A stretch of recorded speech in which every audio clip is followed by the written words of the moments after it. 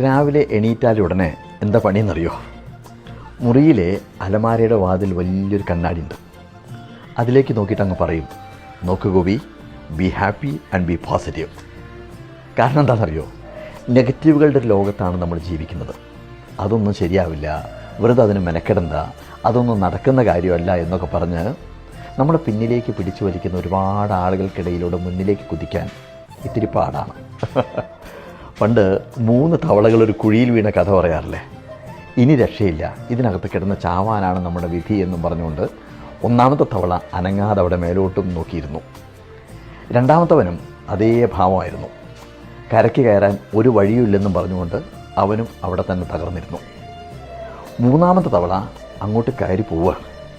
അപ്പോൾ 1ാമത്തെയും 2ാമത്തെയും തവളകൾ ഇങ്ങനെ വിളിച്ചു പറഞ്ഞുകൊണ്ടിരിക്കുകയാണ്, നടക്കില്ല, നീ അവിടെ എത്തില്ല എന്നൊക്കെ. പക്ഷേ 3ാമൻ കരയ്ക്ക് അങ്ങോട്ട് കയറിപ്പോയി. എന്താ കാര്യം? അവൻ ബധിരനായിരുന്നു, കേൾക്കാൻ പറ്റില്ലായിരുന്നു. കഥയിലെ പൊരുളിതാണ്, നെഗറ്റീവുകൾക്ക് ചെവി കൊടുക്കാതിരിക്കുക, മുന്നോട്ട് കൊതിക്കുക, നമ്മൾ ലക്ഷ്യത്തിലേക്ക് എത്തിയിരിക്കും.